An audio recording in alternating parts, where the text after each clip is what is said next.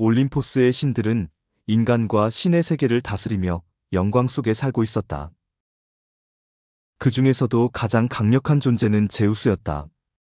하지만 제우스는 수많은 인간 여성들과 관계를 맺으며 여러 자식을 두었고, 이는 신들의 세계에 불화를 불러왔다. 그의 아내 헤라는 남편의 배신으로 인해 질투와 분노로 마음이 타올랐다. 그러던 어느 날 제우스와 인간 알크멘의 사이에서 아이가 태어났으니 그가 바로 훗날의 영웅 헤라클레스였다. 아이의 존재를 알게 된 헤라는 가만히 있지 않았다. 그녀는 태어난 아기를 없애려는 음모를 꾸몄다. 요람 속에 두 마리의 독사가 풀려 들어갔지만 아기는 울기보다 먼저 뱀을 움켜쥐었다. 갓난아이는 맨손으로 뱀을 짓눌러 죽였고 그 힘을 본 사람들은 모두 놀라움에 숨을 죽였다. 그렇게 자란 헤라클레스는 남다른 체격과 힘을 지닌 청년으로 성장했다. 활과 창을 다루는 솜씨도 누구보다 뛰어나 그를 당할 자는 없었다. 그러나 신들의 여왕 헤라는 여전히 그의 존재를 증오하고 있었다. 어느 날 헤라는 그의 정신을 뒤흔들어 놓았다. 광기에 사로잡힌 그는 제어할 수 없었다. 그 광기 속에서 그는 사랑하는 아내와 자식들을 자신의 손으로 죽이고 말았다.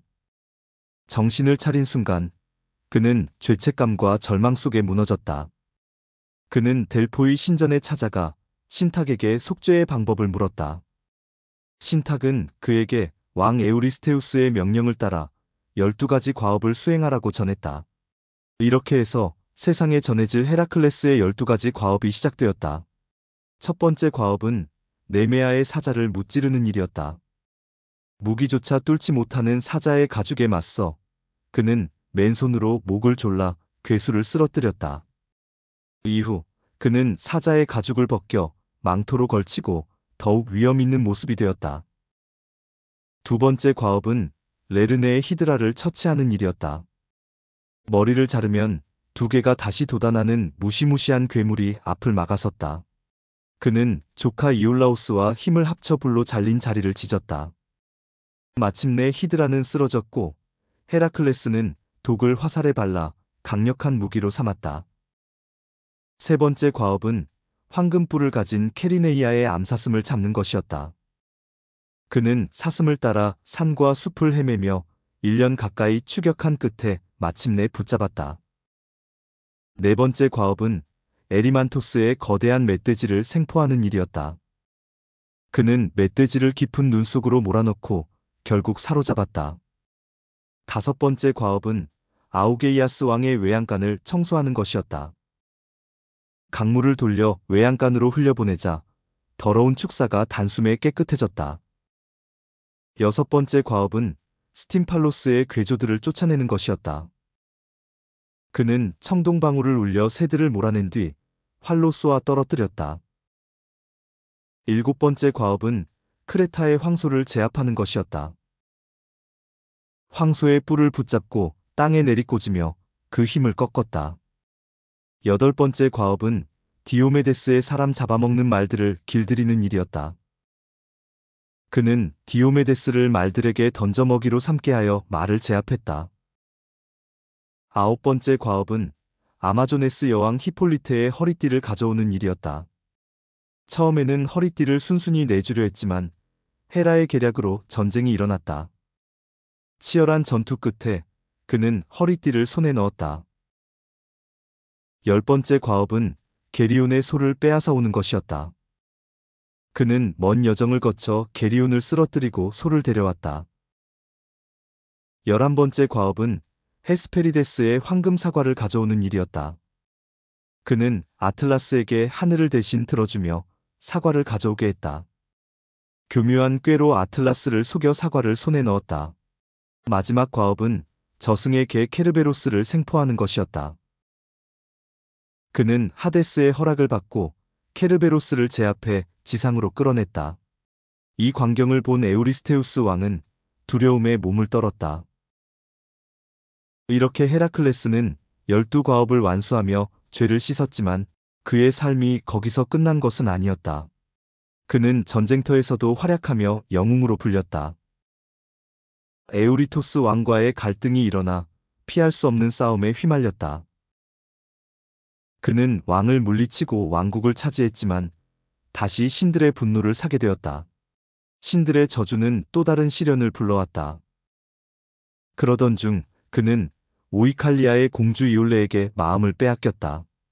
그러나 아내 데이아네이라는 질투심에 휩싸였다. 그때 교활한 켄타우로스 네소스가 그녀를 속였다. 네소스는 자신의 피를 사랑의 부적이라 속여 그녀에게 건넸다. 데이아네이라는 그것을 남편의 옷에 바르고 사랑을 되찾고자 했다. 옷은 불타는 고통을 불러왔고 그의 몸을 태우듯 파괴했다. 고통에 시달리던 헤라클레스는 마지막 결심을 하게 되었다. 그는 산 위에 장작더미를 쌓아 스스로의 최후를 준비했다. 친구 필록테테스가 불을 붙이자 거대한 불길이 치솟았다. 육신은 불 속에서 사라졌지만 그의 영혼은 빛을 따라 올림포스로 올려졌다. 신들은 그를 불멸의 존재로 받아들였다. 제우스는 아들을 당당히 신들의 자리에 앉혔다. 헤라는 마침내 그와 화해하며 갈등을 내려놓았다. 그는 해배와 혼인하며 신들의 세계에 자리를 잡았다. 이제 인간의 고통을 벗어나 불멸의 영광을 누리게 되었다. 하지만 인간들은 여전히 그를 기억하고 기렸다. 그의 이름은 전설로 퍼져나갔고 수많은 이야기가 전해졌다. 그리스인들은 축제와 제사로 그의 업적을 기렸다. 헤라클레스는 힘의 상징으로 남았지만 그의 이야기는 단순한 무용담이 아니었다. 죄와 속죄 그리고 다시 일어서는 인간의 이야기를 담고 있었다. 그는 신과 인간 사이에서 고통을 겪으며 결국 영광에 도달한 존재였다. 그렇기에 그의 여정은 인간의 운명을 비추는 거울과도 같았다. 12가지 과업은 인간 정신의 끈기를 보여주는 상징이 되었다. 그의 이야기는 사랑과 질투, 속죄와 화해를 모두 담아냈다. 그래서 그는 단순한 전사가 아니라 진정한 영웅으로 기억된다. 사람들은 그의 강인함과 고난을 통해 삶의 의미를 배웠다. 예술과 문학 속에서도 그는 영원한 주제가 되었다. 로마 시대에도 그는 헤라클레스라 불리며 숭배되었다. 힘과 용기의 신으로 기려지며 전사들의 수호신이 되었다. 수많은 영웅들이 그의 이름을 본받았으며 또한 후대 전사들은 전투 전에 그에게 기도를 올렸다.